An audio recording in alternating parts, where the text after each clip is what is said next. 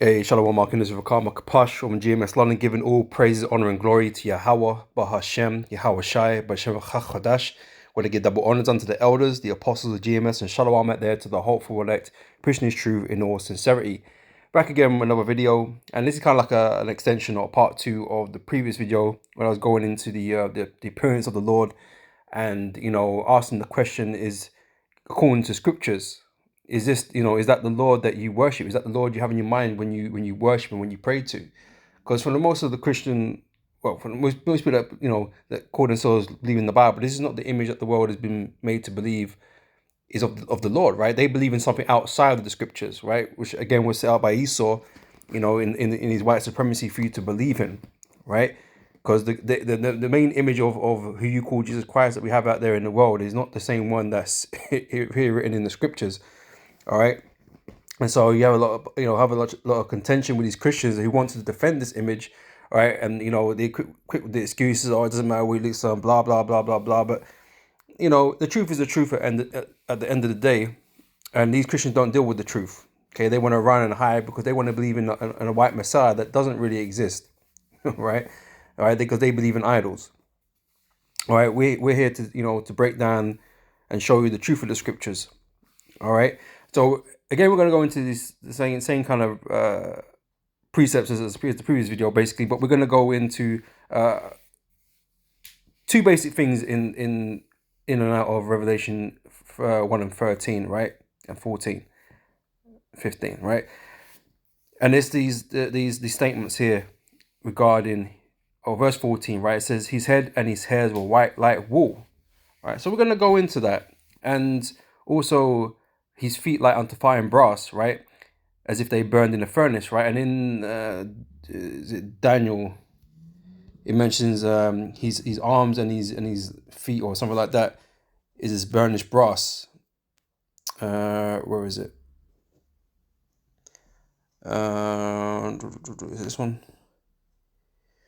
right? His arms and his feet, right? He mentions that it is as polished brass, right? So they're the same thing, right? These precepts are linked, right? But we're gonna go into that. All right, we're gonna go into that. So with the help of the AI, right? I typed into the AI, right? I asked it, how is white wool produced, right? Because as far as I'm aware, right, wool isn't naturally white.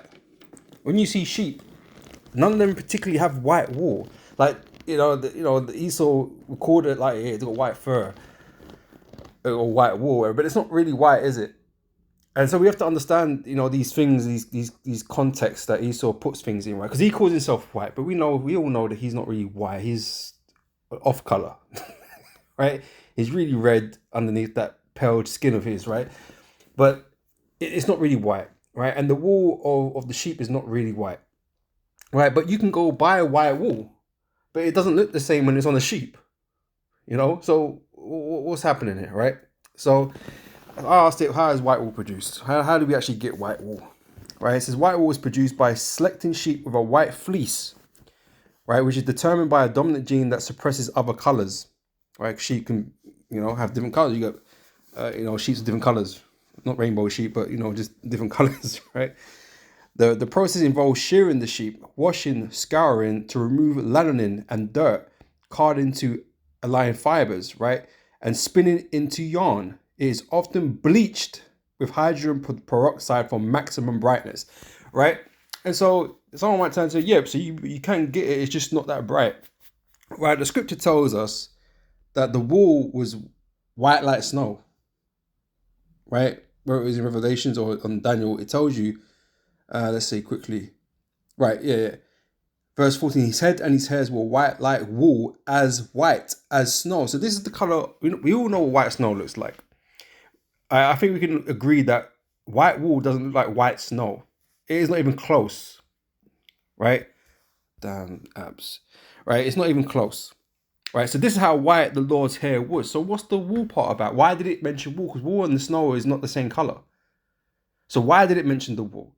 And as we keep telling you, it's because the wool is referring to the texture of his head, texture of his hair, right? Which is of Negro origin. right? It's what you white people said. No, we have woody nappy hair, or whatever whatever you call it for us. We've got afro hair, right? Woody hair, and like Jake's hair is like it's like sheep's wool. It's the same, right? That's why it's mentioned and said this way. He has white hair, yeah, but it's white as snow, but it's of the wool, right? That's why it says his head and his hairs were white like wool, as white as snow. So his hair is white like wool, as white as snow. It's woody and it's that color. It's that bright. It's that white as snow. Not like wool, right? Because sheep's wool has to be dyed or bleached, should I say, right, with hydrogen peroxide for maximum brightness. Right, and it talks about all the breeding and like trying to get the whitest wool possible, but they have to bleach it. All right. Let me read some of this anyway. Breeding genetics. Most modern wool breeds, such as merino, are specifically bred for white, consistent and high quality fleeces. Shearing. The white fleece is removed often in one piece during warmer months. Sorting and scouring. Wool is sorted by quality and color, then washed in hot water and detergent to remove grease, dirt, and vegetable matter. Processing. The clean wool is carded to string fibers and often bleached with hydrogen peroxide to enhance the white color. Right, so it's white of a sort, but it's not white as snow. To get white as snow, they have to bleach it. Right, spinning. The fibers are spun into yarn. Right, and that's how you buy garments that are white. So I then typed in, is wool naturally as white as snow? Just to make this point. Right, and it comes back to me and says no. Natural white wool is rarely as white as snow, right? It is natural, in its natural, unbleached state. It is typically described as creamy white or off-white. So that's what Esau means when he says, oh, white wool. It's not really white though, is it? Just like you're not really white,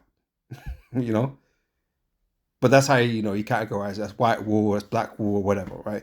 He has this separation, even though it's not quite white. It's just the opposite of the black wool, whatever, right? But it's not white as snow, as the scriptures say, right? So again, the wool is put there to assert the fact that the Lord had woolly hair, which is a far cry from the image of who you call Jesus Christ up in the churches. Far cry, all right? So it's typically described as creamy white, off-white, or even eggshell. Right, while centuries of selective breeding have prioritized whiter fleeces, several factors prevent it from reaching a pure snow shade naturally. Right, and it's going to go into lanolin again. Right, so natural lanolin, the grease, lanolin, and swint produced by the sheep often give wool a yellowish or creamy tint. Breed variation. Even breeds known for white wool, like merino, naturally produce fibers with a gentle, creamy hue. Bleaching. The snow white wool you see in shops has typically undergone a bleaching process, often using hydrogen peroxide to remove these natural pigments. All right, so that's the truth of the matter, right? That's what it is, right? So I say when you read this, right, it's as we say it is, right? When he says his heads and his hairs were white like wool, his hair was white and woolly. That's what it is, right? As white as snow, right? His eyes was a flame of fire. I mentioned that in the previous video where the eyes of the Lord like kind of like bloodshot, right? And now we're gonna get into the brass burnt in the furnace, or burnished brass, or bronze, should I say, right? Part of the video. So verse 15 says, and his feet like unto fine brass, as if they burn in a furnace, right? So the Lord's feet was exposed, right? He's got a long garment down to the foot, right, with golden girdle around the paps, right to tear, right? Verse 13 tells you that, right? So his feet was exposed, right? And in the Daniel's scripture, we're gonna get in a second, his arms and his feet are exposed, right? And so you see that the Lord does have a look, right? It's not see through. It's not rainbow color, because Christians say it doesn't matter what you look like and blah blah blah. It could be purple, orange, or whatever, right? That's all well and good, isn't it? I know you're trying to say like we don't hate any color or whatever. I know that's what you're trying to say, right? But it's still ignorant. It's all dumb, isn't it? Like you're being childish, right? Let's just steal the scriptures. What does it say? What does it tell us? That's what we should believe. We shouldn't be, talking about rainbow colors and purples and all this sort of stupidness, see-throughs, whatever. It's dumb, right? Because you don't want to deal with race. you're just being stupid and ignorant and childish, right? What does the scripture say? So in verse 15, it says, and his feet like unto fire and brass, as if they burned in a furnace, and his voice as the sound of many waters, right? Burnt brass, okay, as we've gone through plenty of times before, right, is a dark color. How dark? Well, I guess that depends, right? But the Lord is a dark-skinned man, right? And he had a shine to him. He glowed. He's glowing. Like I said, we tell you about when we get the spiritual powers, man, we're all gonna glow, right? He's gonna have an aura. You know what I mean? A visible aura. He's gonna shine. He's gonna glow, right? So what I wanted to do is just look at this word quickly before jumping over to the verse in Daniel, right? What was it I wanted?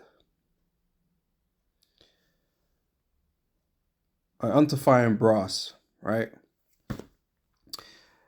It says from a compound of, I can't say those words, those Greek words right there, but you can see it there, right? It says in the implied meaning of whiteness or brilliancy. See, he was white. His feet was white. No, it's not talking about whiteness. Get over yourself. Like I said, you're not white, so you need to start jumping at things. You know, you need to start jumping at things, right? This is not talking about the so-called white man. He's not white, right? Whiteness or brilliancy, okay, which is really brilliancy. Like he shone, right? He had a glow about him, right? You heat up metal in a fire, okay, it's gonna glow. It's gonna glow. It's gonna give that resonant light right around it, right, as it's getting cooked, right? But bronze, i.e., brass, bronze, whatever, right, is brown, right? And when you burn something, it gets dark. It's as if it burned in a furnace, right? It's burnt, right? So it's dark, right? But it has a brilliancy to it, has a shine to it, a glow to it, right? So as here, as it's stated, so I can't say that word, chalcobanon. Anyway, in the implied meaning of whiteness or brilliancy, burnished copper or alloy of copper or gold and silver having a brilliant luster, fine brass, a luster, shine, right? It means polished. So when you polish something, right? Okay, it gives you a bit of shine to it, right? So let me jump over to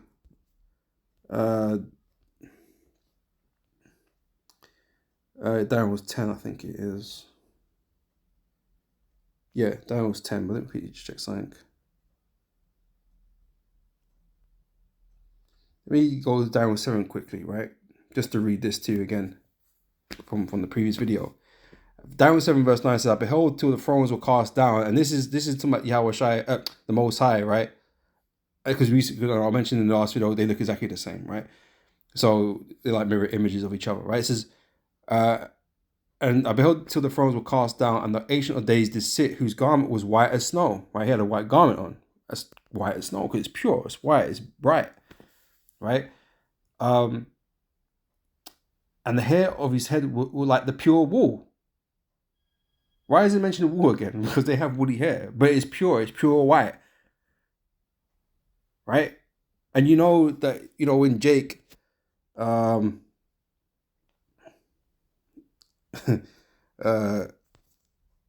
gray, it gets white, right?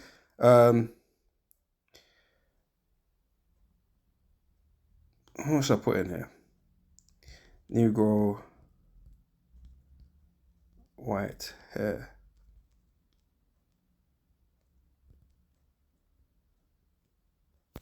Let's see what it comes up with. Can it show me some images? Not standard. What are you talking about? What the hell are you talking about?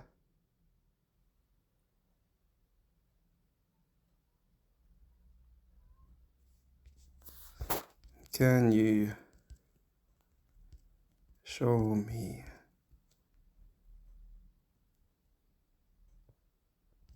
black people with white hair?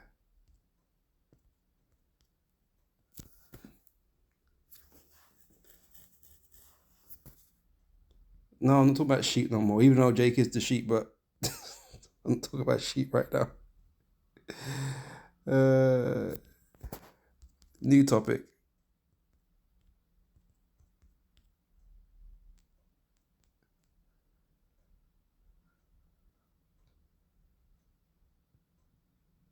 What are you even trying to tell me? Negro white hair.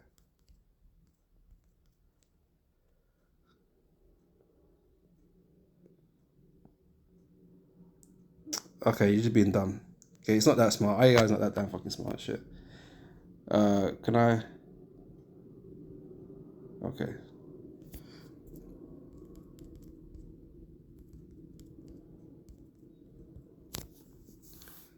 Why I put in Negro? I got this some white bitch. Like, what the hell is going on? This is some dumbness, bro. Isn't this dumb sometimes?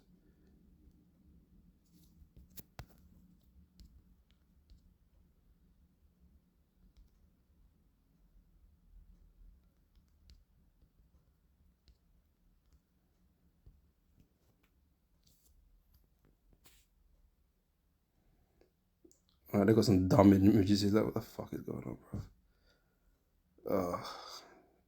Yeah, this. Can I get some natural shit? Like, can I get like someone that just grow? Fuck's sake, Jake's too much sometimes, you know.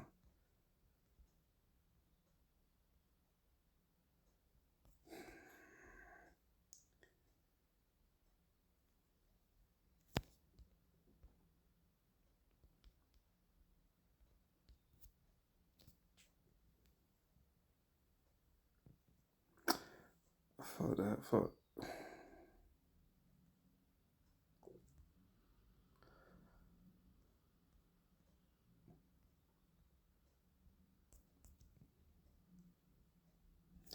Slacky. I just want a decent image, man. Like you see, obviously he got a white beard going on, bro. You know what I mean? He's obviously gone grey in it, right? But that's that. But that itself is whiter than the wool you find on sheep generally, right? You see, he's got he's going grey. He's got still dark hairs in his head or whatever. But it's woolly, right? It's white and it's woolly, you know. And that's basically the image that we're kind of being given in the scriptures, man. About all these fucking designer shit. These are not even great examples. Like, this is just from the AI some shit, blood. Like, the fuck is that? I don't know what the fuck that is. What the fuck is some AI images, man? Yeah, I don't know. Well, I hope you get my point anyway, bro. It's just, I want it's like an IUIC image.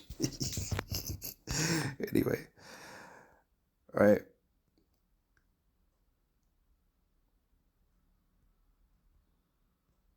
Oh, Jake is just too suspect, bro. It's a bit of vanity. Anyway. All right, that's enough anyway.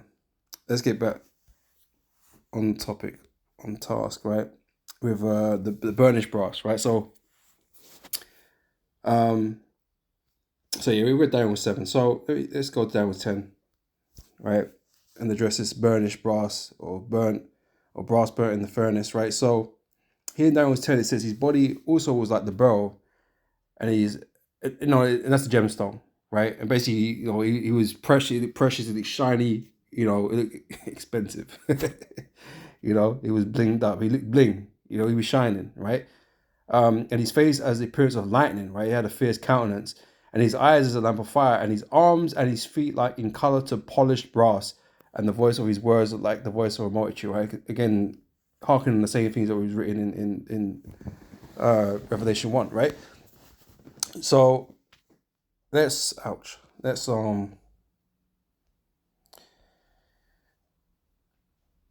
let's get some information on burnished brass, right? I know what I did was put in burnished bronze. I didn't give nothing too technical, right? So burnished bronze is a refined finish produced by hand polishing solid bronze to create a warm, lustrous, shining, and slightly aged appearance that balances gold and subtle red tones. As an often unlacquered living finish, it develops a natural patina over time and offers a smooth, non-directional matte glow. Right? Key details about burnished brass include appearance, a rich, deep, and sophisticated metal texture that is polished yet not overly bright. Right? He's a dark-skinned man, but he got a shine to him. You know, we know, and not Jake is gonna be on this level. Obviously, when how Shai turns up, right? But we know just Jake that he got some Jake just got a glow about them, bro. You know what I'm saying? But obviously, how Shai when he comes, he's gonna, it's gonna be like very visible. You know what I'm saying? Like clearly, right? Use is widely used in high-end hardware, lighting, interior design, warmth and elegance. Warmth. we had warmth. It's actually talking about the metal in it. So, leaving a matte glow.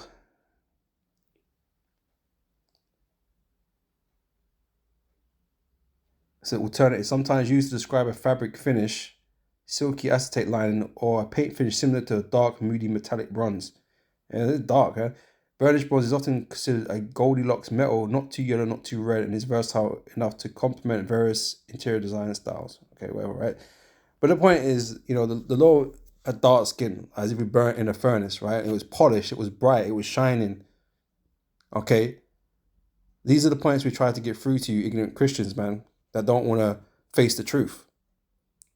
Right? Because like I said, this image that you have in these churches, man, is not the guy that you read about that's written in these scriptures here in Revelation and in Daniel. You don't see that image. Even though we know there's images prior to, more modern time before the Renaissance and that the Lord was a dark-skinned man. But you don't promote those because you was made to promote white supremacy. It's as simple as that. You can refuse it as much as you want, but that's just the truth. That's why you worship a blonde hair or brown hair, blue-eyed God, because that's supposed to represent you guys, right? But that's not the God that's in the scriptures or the Son of God that's in the scriptures. It's not. That's not what it is. All right, so I'm gonna go back to the scripture I brought out yesterday. At the beginning, John 7 verse 38, it says, "He that believeth on me, as the scripture have said, out of his belly shall flow rivers of living water." Right, and they clearly don't do that. They clearly don't do that. All right, but that is pretty much the lesson. Like I say, it's just an extension of the previous video, pretty much. Just addressing white like wool and burnished bronze or burnished brass. To show you that the Lord is really a dark-skinned man with white woolly hair. Right, that's just what it is. All right, so hopefully this was edifying, and I'll catch you brothers and sisters on the next one. Until then, I'll say shalom.